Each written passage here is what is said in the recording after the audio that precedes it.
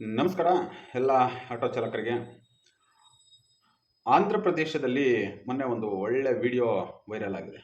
ಅಂದರೆ ಒಬ್ಬ ಸರ್ಕಾರಿ ಅಧಿಕಾರಿಯಾಗಿ ಸರ್ಕಾರದ ಕೆಲಸ ಕಾರ್ಯಗಳನ್ನು ಮತ್ತು ಈ ಕಾನೂನನ್ನು ಹೇಗೆ ಕಾಪಾಡಬೇಕು ಅಂತಕ್ಕಂತಹ ವಿಚಾರವಾಗಿ ಹಲವಾರು ಸೋಷಿಯಲ್ ಮೀಡಿಯಾ ವಿಡಿಯೋಗಳನ್ನ ಅಪ್ಲೋಡ್ ಮಾಡಿದ್ದಾರೆ. ಆದರೆ ಅದರಲ್ಲಿ ಒಂದು ವಿಡಿಯೋ ಮಾತ್ರ ತುಂಬ ಚೆನ್ನಾಗಿದೆ. ಒಬ್ಬ ಯಂಗ್ಸ್ಟರ್ ಹುಡುಗನನ್ನು ತಡೆ ಹಿಡಿದು ಅವನ ವಾಹನದ ದಾಖಲಾತಿಗಳನ್ನ ಚೆಕ್ ಮಾಡುವುದರ ಜೊತೆಯಲ್ಲಿ ಅವನಿಗೆ 18 ವರ್ಷ ಆಗಿರ್ತದೆ, ಬಟ್ ವಾಹನವೂ ಅವನದಲ್ಲ ಮತ್ತು ಏನು ಒಂದು ಸಂಸ್ಥೆಯ ಐಡಿಯನ್ನು ಬಳಕೆ ಮಾಡ್ತಾನೆ, ಅದು ಕೂಡ ಅವನದಲ್ಲ.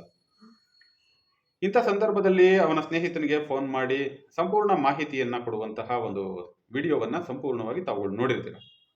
ಈ ವಿಚಾರವಾಗಿ ಹೇಳೋದಾದರೆ, ಈ ಏನು ಕಾನೂನು ವಿರುದ್ಧವಾಗಿ ನಡೀತಿರ್ತಕ್ಕಂತಹ, ಅದರಲ್ಲೂ ಕರ್ನಾಟಕದಲ್ಲಂತೂ ಸಾರಿಗೆ ಇಲಾಖೆಯಲ್ಲಿ ಅಧಿಕಾರಿಗಳು ಇದರ ಇಲ್ವಾ ಅನ್ನೋದೇ ಒಂದು ದೊಡ್ಡ ಪ್ರಶ್ನೆಯಾಗಿ ಕಾಡುತ್ತೆ. ಅದ್ರ ಜೊತೆಯಲ್ಲಿ ಟ್ರಾಫಿಕ್ಕು ಕೂಡ ಅಷ್ಟನ್ನೇ ಕಂಟ್ರೋಲ್ ಮಾಡಿರ್ತಕ್ಕಂತಹ ರಾಜಕಾರಣಿಗಳು. ಈಗ ಮೊನ್ನೆಯೂ ಕೂಡ ವಿಧಾನಸಭೆಯಲ್ಲಿ ಚರ್ಚೆ ನಡೆಯುವ ಕಲಾಪ ನಡೆಯುವ ಸಂದರ್ಭದಲ್ಲಿ ಯಲಹಂಕ ವಿಧಾನಸಭಾ ಕ್ಷೇತ್ರದ MLA ಅವರು ಕೂಡ ಕೇಳ್ತಾರೆ, ಪೊಲೀಸ್ ಮ್ಯಾನ್ ಪವರನ್ನು ಯಾಕೆ ನೀವು ಜಾಸ್ತಿ ಮಾಡೋದಿಲ್ಲ, ಇವತ್ತು ಟ್ರಾಫಿಕ್ಕಿಗೆ ಏನೆಲ್ಲ ಸಮಸ್ಯೆಗಳಾಗಿದೆ ಅಂತಕ್ಕಂಥದ್ರ ಜೊತೆಯಲ್ಲಿ. ಅದ್ರ ಜೊತೆಯಲ್ಲಿ ಇತ್ತೀಚೆಗೆ ಬೆಂಗಳೂರಿಗೆ ವಲಸೆ ಬರ್ತಿರೋರ ಜೊತೆಯಲ್ಲಿ ವಲಸೆ ವಾಹನಗಳು ಕೂಡ ಅಷ್ಟೇ ದೊಡ್ಡ ಮಟ್ಟಕ್ಕೆ ಬರ್ತಾ ಇದೆ. ಈ ಎಲ್ಲವನ್ನು ಕೂಡ ಕಂಟ್ರೋಲ್ ಮಾಡಬೇಕಾದ ಇಲಾಖೆಗಳೇ ಕೈಕಟ್ಟಿ ಕುಳಿತಿರುವಾಗ ಯಾರು ಇದನ್ನ ಕಂಟ್ರೋಲ್ ಮಾಡೋದು ಅನ್ನೋದೇ ಇಲ್ಲಿ ಒಂದು ದೊಡ್ಡ ಪ್ರಶ್ನೆಯಾಗಿ ಕಾಡುತ್ತೆ. ಅದರ ಜೊತೆಯಲ್ಲಿ ಎಲ್ಲಿಂದಲೂ ವಲಸೆ ಬಂದವರಿಗೆ ಕಂಪನಿಗಳು ರೆಡ್ ಕಾರ್ಪೆಟ್ ಅನ್ನ ಹಾಸಿ ತನ್ನ ಸಂಸ್ಥೆಯ ಒಳಗಡೆ ಆ ವಾಹನಗಳನ್ನ ನೋಂದಣಿ ಮಾಡ್ಕೊಳ್ಳುತ್ತಲ್ಲ, ಇದರ ಯಾವುದೇ ದಾಖಲೆಗಳು ಕೂಡ ಇಲಾಖೆಯ ಕೈಯಲ್ಲಿ ಇಲ್ಲದೆ ಇರತಕ್ಕಂಥದ್ದು. ಒಂದು ಲೆಕ್ಕಕ್ಕೆ ಹೇಳ್ಬೇಕು ಅಂದ್ರೆ ಇಲ್ಲಿ ಸಾರಿಗೆ ಇಲಾಖೆಯಲ್ಲಿ ಯಾವುದೂ ಕೂಡ ತನ್ನ ಅಸ್ತಿತ್ವದಲ್ಲಿ ಇಲ್ಲ ಅಂತಕ್ಕಂಥದ್ದು ಅಷ್ಟೇ ಸ್ಪಷ್ಟವಾಗಿ ಕಾಣುತ್ತೆ. ಸಾರಿಗೆ ಸಚಿವರಾದ ರಾಮಲಿಂಗಾರೆಡ್ಡಿ ಸರ್ ಆಗ್ಬೋದು ಮತ್ತು ಸಾರಿಗೆ ಇಲಾಖೆ ಆಯುಕ್ತರೇ ಆಗ್ಬೋದು, ಇಲ್ಲಿ ಯಾವುದೂ ಇದು ನನ್ನ ವ್ಯಾಪ್ತಿಗೆ ಬರುತ್ತೆ ಅನ್ನೋ ಮತ್ತು ಈ ಒಂದು ಇಲಾಖೆಯನ್ನ ನಾವು ಸಂಪೂರ್ಣವಾಗಿ ನಮ್ಮ ಹಿಡಿತದಲ್ಲಿ ಇಟ್ಕೊಂಡಿರ್ಬೇಕು. ಇಲ್ಲಿ ಆಗು ಹೋಗುಗಳನ್ನ ನಾವು ಕಾಲ ಕಾಲಕ್ಕೆ ಸರಿಯಾಗಿ ಪರಿಶೀಲನೆಯನ್ನ ಮಾಡಬೇಕು ಮತ್ತು ನಮ್ಮ ಕೆಳ ಹಂತದ ಅಧಿಕಾರಿಗಳು ಯಾವ ಹಂತಕ್ಕೆ ಕೆಲಸ ಕಾರ್ಯಗಳನ್ನ ಮಾಡ್ತವ್ರೆ.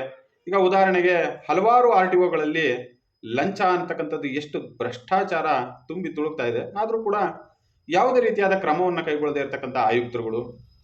ಒಂದು ಲೆಕ್ಕಾಚಾರಕ್ಕೆ ಅವರಿಗೆ ಸಂಬಳ ಬರುತ್ತೆ, ಸರ್ಕಾರ ಸಂಬಳ ಕೊಡುತ್ತೆ, ಸಾಕು ನಾವು ಅವ್ರು ಕೊಟ್ಟಿದ್ದ ಸಂಬಳಕ್ಕೆ ಇಷ್ಟು ಗಂಟೆ ಕೆಲಸ ಮಾಡ್ಕೊಂಡು ಮನೆಗೆ ಹೋಗೋಣ ಅನ್ನುವ ಲೆಕ್ಕಾಚಾರದಲ್ಲಿ ಇರೋದೇ ಈ ಒಂದು ದೊಡ್ಡ ಮಟ್ಟಕ್ಕೆ ಅನಾಹುತಕ್ಕೆ ಕಾರಣವಾಗಿದೆ.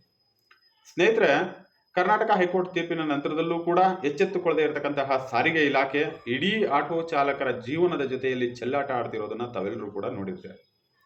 ಮುಂದೆ ಏನು ಅಂತ ಕಾಯ್ತಾ ಕುತ್ಕೊಂಡ್ರೆ ಮುಂದೆ ಇವರೆಲ್ಲರೂ ಕೂಡ ಚಂದಮಾಮನನ್ನ ತೋರಿಸಿ ಕಾಗೆ ಆರಿಸುವಂತಹ ಕೆಲಸ ಕಾರ್ಯಗಳನ್ನ ಮಾಡ್ತಾ ಇದ್ದಾರಾ ಅನ್ನೋದು ಕೂಡ ಇಲ್ಲಿ ದೊಡ್ಡ ಪ್ರಶ್ನೆಯಾಗಿ ಕಾಡುತ್ತೆ. ಏಕೆಂದ್ರೆ ಹೈಕೋರ್ಟ್ನ ತೀರ್ಪು ಬಂದ ನಂತರದಲ್ಲಿ ಸಾರಿಗೆ ಇಲಾಖೆಯ ಅಧಿಕಾರಿಗಳೇ ಆಗಬಹುದು, ಸಚಿವರೇ ಆಗಬಹುದು, ಇದುವರೆಗೂ ಕೂಡ ಎಲ್ಲಿಯೂ ಒಂದು ಮಾಧ್ಯಮ ಪ್ರಕಟಣೆಯನ್ನ ಹೊರಡುತ್ತೇ ಇರತಕ್ಕಂಥದ್ದು ಇಲ್ಲಿ ದೊಡ್ಡ ಅನುಮಾನಕ್ಕೆ ಎಡೆ ಮಾಡಿಕೊಟ್ಟಿದೆ. ಅದ್ರ ಜೊತೆಯಲ್ಲಿ ಕೆಲವರು ಇರ್ತಾರಲ್ಲ, ಅವರು ಇಂದಲೂ ಕೂಡ ಈ ಒಂದು ದೊಡ್ಡ ಮಟ್ಟದ ಅನಾಹುತಕ್ಕೆ ದೊಡ್ಡ ಕಾರಣ ಆಗಿದೆ. ಚಾಲಕರುಗಳು ಬುದ್ಧಿವಂತರಾಗಬೇಕು, ಚಾಲಕರುಗಳು ಪ್ರಶ್ನೆ ಮಾಡೋದನ್ನ ಕಲಿಬೇಕು. ಅಲ್ಲಿ ತನಕಲೂ ಕೂಡ ಈ ವ್ಯವಸ್ಥೆಯನ್ನು ಸರಿಪಡಿಸೋದು ತುಂಬಾ ಕಷ್ಟ ಇದೆ. ಯೋಚನೆ ಮಾಡಿ.